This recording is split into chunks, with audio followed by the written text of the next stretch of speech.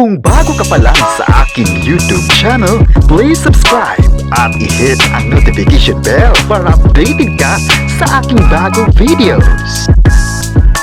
Isang kapamilya actress, balik serye na. Bakit kaya excited na ang mga viewers sa kanya? Ang buong detalye, alamin!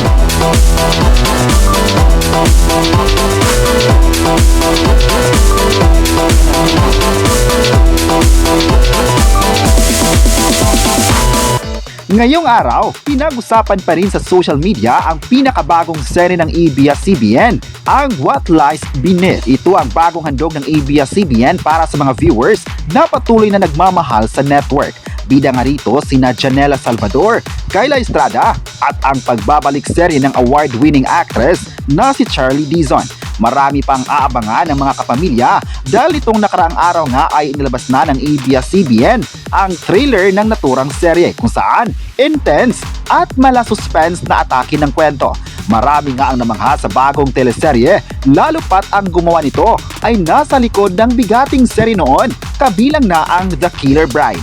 May nagsabi naman na grabe talaga ang preparasyon ng ABS-CBN para sa mga kapamilya na talagang tinututukan ng mga serye mula noon at hanggang ngayon. May nagsabi naman na iba talaga ang serye na What Lies Beneath dahil mas naging interesting sa mga viewers ang ganong genre ng kwento. Sino pa kaya ang aabangan sa naturang serye sa pagsisimula ng biggest teleserye ng taon?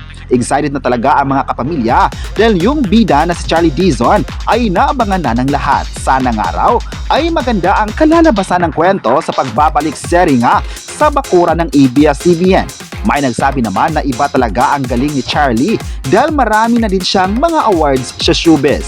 Isang versatile actress siya at nagustuhan ng mga fans ang kanyang pagbabalik pag-arte sa telebisyon.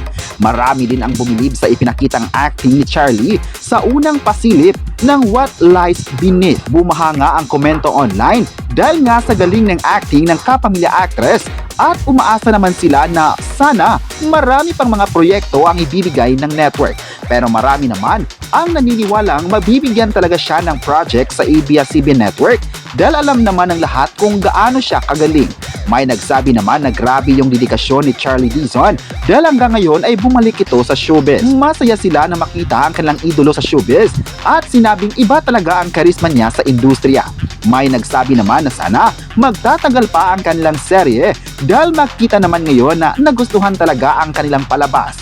Abang-abang tayo mga kapresko sa pagsisimula ng What Lies Beneath. Kayo, ano ang masabi nyo na balik serye na nga si Charlie Dizon sa ABS-CBN?